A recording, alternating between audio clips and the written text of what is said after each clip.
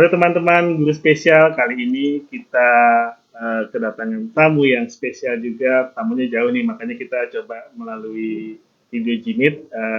Beliau adalah salah seorang instruktur juga ya.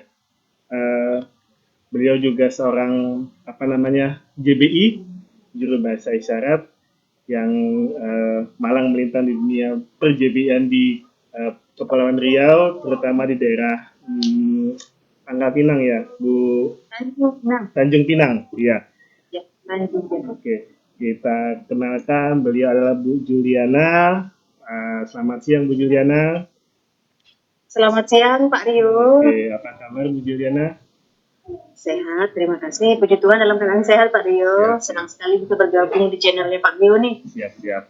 Oke, Bu Juliana ini juga salah seorang lulusan dari CGP angkatan ke-7 dan baru selesai juga ya Bu Juliana ya untuk kegiatan CGP-nya, dan ucapkan selamat telah menyelesaikan pendidikannya sampai saat ini.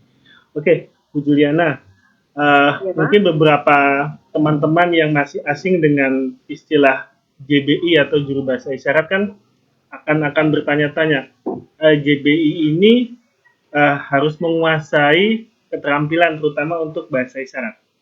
Nah, yang jadi pertanyaan adalah bagaimana sih pertama kali Bu Juliana itu bisa terjun ke dunia perbisindoan? Nah, itu jadi pertanyaan. Lebih tepatnya bahasa isyarat. Bahasa isyarat ya, oke. Nah, lebih tepatnya bahasa isyarat, baik. Nah, ini langsung saya jawab ya Pak. Boleh, silakan. Ya, halo, salam semuanya. Salam dari Kepulauan Riau, khususnya di Tanjung Pinang. Betul sekali, Bapak Ibu, saya adalah seorang guru menempuh pelajaran bahasa Inggris sebenarnya nih Pak. Tapi karena diberikan kepercayaan untuk saat ini dan sampai sekarang memegang anak kita tunarungu, itu dengan hambatan pendengaran. Dan benar sekali, seperti yang disampaikan Pak Rio, saya adalah guru penggerak angkatan 7. Diberikan kesempatan yang luar biasa bisa menjadi guru penggerak dan melakukan pengimbasan nih Pak Rio di kelas saya khususnya, dan pada umumnya di sekolah saya dan di luar sekolah, lingkungan masyarakat.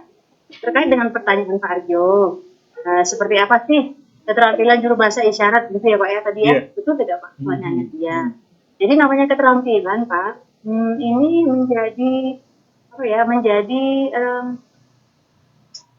tugas seorang guru, samping dengan mapel yang saya ampuh, yaitu juru bahasa isyarat atau bahasa isyarat itu sendiri. Nah, keterampilan ini dilakukan harus kontinu dan konsisten.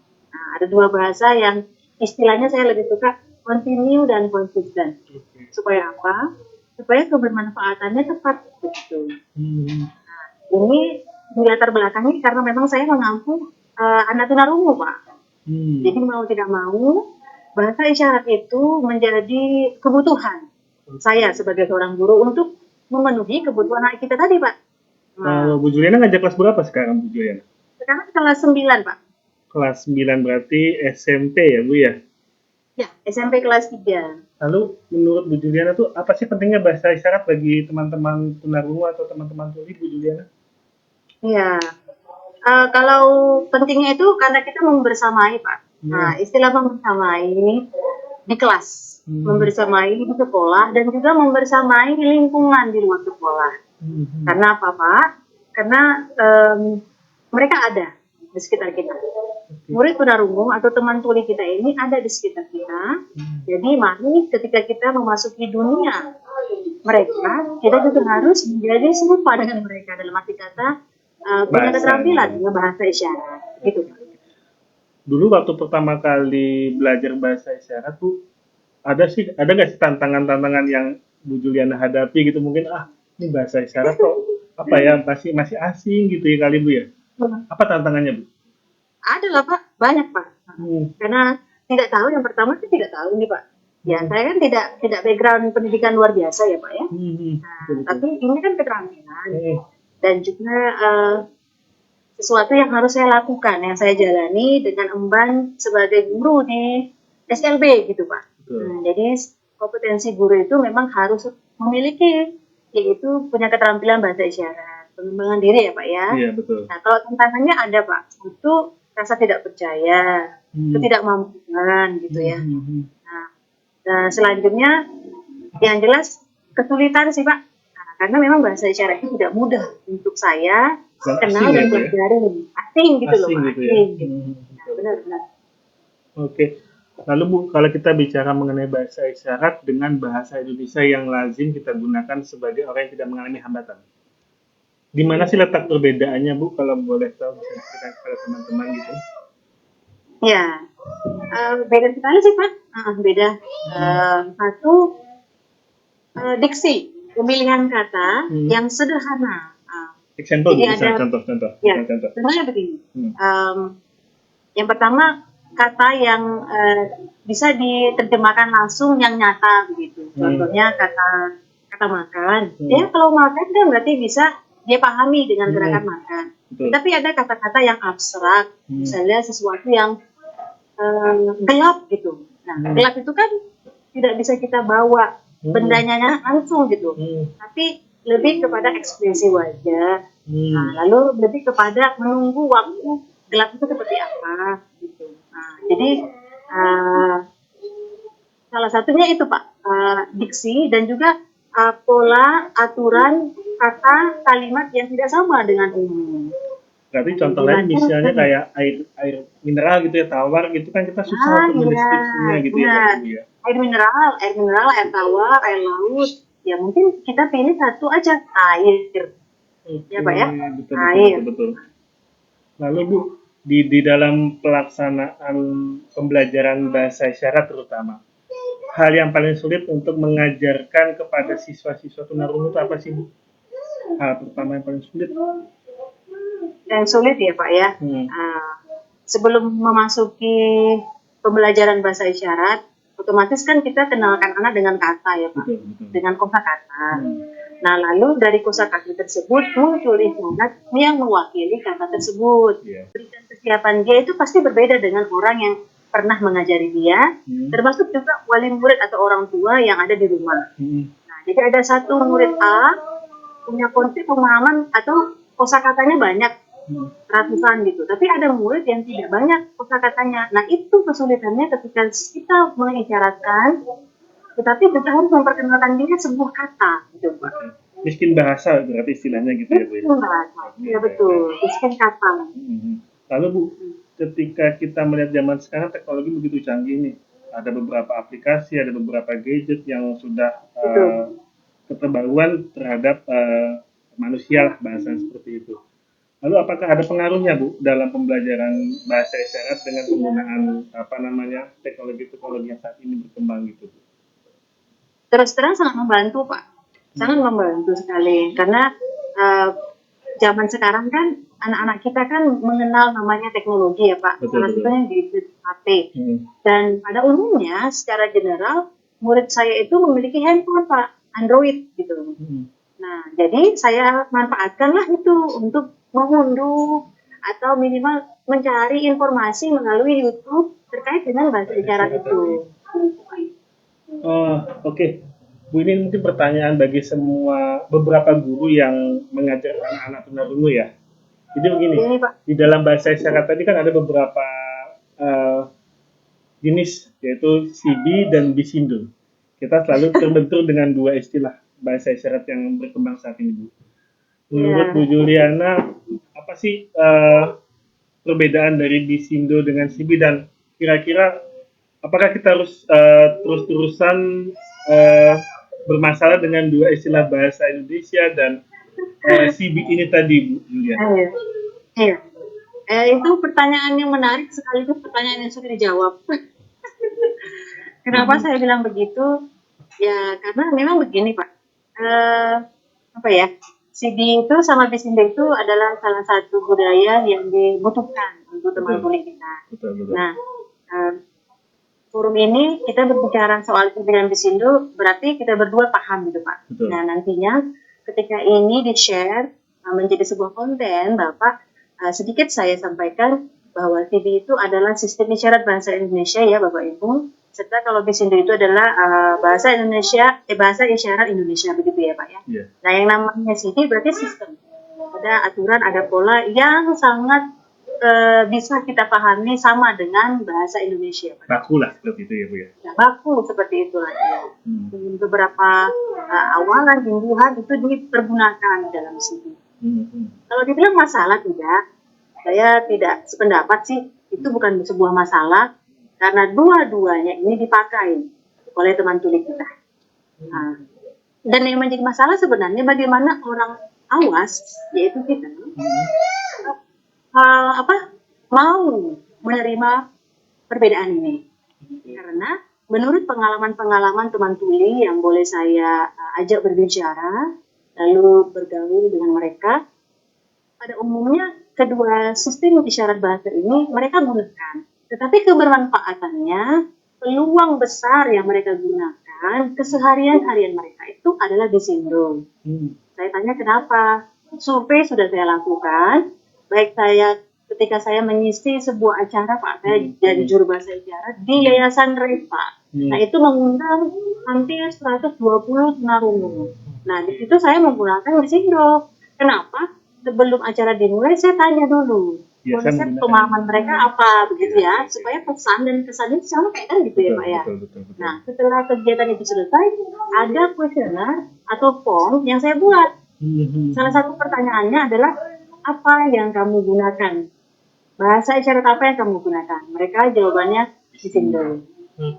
Pada umumnya persentasenya lebih besar seperti itu.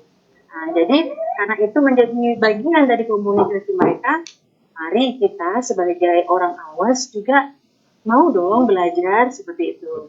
Bukan menutup kemungkinan kita mengetahui hal itu atau kita sucikan CD menjadi salah satu yang wajib dipakai untuk teman tuli. Tidak seperti itu, Pak. Artinya itu fleksibel. pemahaman saya ya. Artinya fleksibel saja dengan kebutuhan yang di lapangan seperti apa begitu ya Bu ya. Ya, karena kan yang kita pakai ini peruntukannya untuk siapa? Betul. Nah, bukan untuk kita orang awas kan, tetapi untuk mereka yang mengalami hambatan pendengaran tadi ya. Betul. Lalu Bu Juliana sudah beberapa kali mengisi sebagai juru bahasa isyarat. Tentu pasti ada dong hal-hal menarik yang bisa dibagikan dengan teman-teman guru, terutama guru SLB. Apa sih hal yang pernah terngiang-ngiang sampai sekarang ketika menjadi juru bahasa isyarat itu Bu Juliana? Satunya sih jadi terkenal Pak. Iya pasti ya. Sering sekali muncul ya.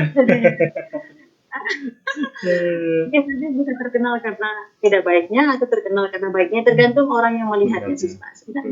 Saya sih menghargai perbedaan pendapat itu. Nah, jadi dengan adanya konten yang sudah tersiar, baik itu di lalu di instansi di imigrasi, di DJPB dan macam lain sebagainya Pak, di TV Kepri juga, termasuk di kegiatan panen raya guru penggerak. Nah itu kan menutup ya Pak ya. Orang akan menilai atau memberikan sebuah analisa terhadap apa yang saya lakukan. Jadi itu kembali kepada orang yang melihat itu sih Pak. Kalau bagi saya dan teman-teman tuli yang sudah melihat saya itu, mereka bilang terima kasih Ibu. Nah itu, terima kasih Ibu. Kami paham informasinya, pesan dan kesannya tersampaikan. Dan itu ucapan apresiasi yang sangat saya hargai. Gitu Pak. Oke, apresiasinya cukup mengena berarti ke hati kita ya Bu ya. Apalagi mereka menyampaikan bahwasanya informasi yang didapatkan melalui Bu Juliana itu tersampaikan dengan baik ya Bu ya. Benar Pak Rio. Lalu Bu Juliana, apa sih harapan Ibu terhadap bahasa isyarat yang saat ini mungkin sedang lagi booming dan lagi berkembang, dilatih dan dipelajari oleh berbagai pihak, termasuk bukan hanya Bu SLB saja tentunya Bu Juliana ya. Ada banyak beberapa instansi, terus penggiat sosial dan lain sebagainya. Apa sih harapannya Bu? Harapannya mari Bapak Ibu semuanya kita membersamai teman-teman kita, khususnya teman-teman tuli yang ada di sekitar kita untuk bisa belajar bahasa isyarat sebagaimanapun kemampuan kita, karena mereka membutuhkan kita seperti itu dan mereka ada di sekitar kita, terkhusus untuk di lingkungan pendidikan, baik itu di pendidikan yang sifatnya sekolah luar biasa ataupun umum beserta instansi-instansi seperti yang sudah kita ketahui bersama, ini merupakan sesuatu layanan inklusi begitu ya Pak ya. ada banyak layanan inklusi, salah satunya adalah bahasa isyarat. Jadi minimal ketika ada sesuatu yang baru yang ada di sekitar kita, ya terbuka untuk mempelajarinya. Itu sih Pak yang menjadi mungkin harapan saya. Mari kita belajar bersama-sama. Terlepas dari itu CB atau Bisindo. Lalu jadi pertanyaan Bu, di mana kalau mau belajar? Nah, ya, di mana kalau mau belajar, betul. Nah, adakah saran yang mungkin Bu Juliana bisa sampaikan kepada teman-teman subscriber guru spesial mungkin? Iya, betul sekali. Iya, di mana mau belajar? Nah, jadi itu pertanyaan juga yang muncul ketika orang mau belajar ya Pak ya. Iya, ada tempatnya di mana gitu ya. Untuk khususnya di Kepulauan Riau Pak, di Tanjung Pinang memang belum ada ibaratnya seperti komunitas yang khusus berbadan hukum, seperti itu. Tetapi ini sekali lagi sebagai bentuk sosialisasi juga nih Pak, atau promosi kali ya. Ada komunitas praktisi bahasa isyarat namanya PBI Kepri, Pecinta Bahasa Isyarat Kepri, yang dimana Bapak Ibu yang mendengarkan atau yang melihat konten ini silahkan bergabung. Tempatnya, domisilinya, sekretariatnya di Tanjung Pinang Pak. Bisa lewat online juga kah Bu Juliana? Diusahakan bisa Pak. Diusahakan bisa. Kalau misalnya bisa, saya pengen tahu nih alamat media sosialnya apa supaya teman-teman di sini bisa menginvite atau menambahkan sebagai pertemuan. Join gitu ya. Iya, join dengan teman-teman di sana. Subscribe, jadi follower ya. Apa nama channelnya Bu? Kalau di Instagram, Pecinta Bahasa Isyarat Kepri. Pecinta Bahasa Isyarat Kepri. Ya. Pecinta Bahasa Isyarat Kepri ya. Nanti saya tampilkan ya. WA kirim ke Bapak. Oke, siap. Selain itu ada lagi Bu, selain apa namanya? Selain media dari media sosialnya tadi. Instagram. Ada di Facebook Bapak. Di Facebook juga ada, namanya sama? Sama. Facebook tidak. Namanya beda. Cinta Bahasa Isyarat Kepri. Cinta Bahasa Isyarat Kepri. Oke, nanti saya juga tambahkan di kolom deskripsi dan kita tampilkan di sini nanti. Oke, siap. Oke. Bersama-sama ya Pak Rio. Ya, kita diskusi sama-sama untuk mengembangkan potensi guru bahasa isyarat, dan teman-teman dari di luar dari SLB pun boleh ya Bu sebenarnya, karena komunikasi itu sifatnya universal ya Bu ya. Semuanya bisa menguasai begitu. Baik, Bu Juliana, sekali lagi terima kasih atas waktunya, sudah dikasih kesempatan untuk saling sharing dengan teman-teman guru spesial. Semoga informasi ini bermanfaat bagi halayak umum dan bisa membantu teman-teman yang mengalami kebutuhan khususnya tunarungu mendapatkan hak-hak mereka dalam hal komunikasi. Begitu Bu Juliana, saya ucapkan terima kasih. Semoga sukses kegiatan selanjutnya dan menjadi berkat dimanapun. Terima kasih Bu Juliana. Selamat siang. Sama-sama Pak Rio. Saya pun juga mengucapkan terima kasih sudah diundang nih. Sebelum menutup Pak, boleh kita dokumentasi tak? Boleh, silakan. Pakai logo bentuk hati ini. Bentuk hati gini. Seperti ini.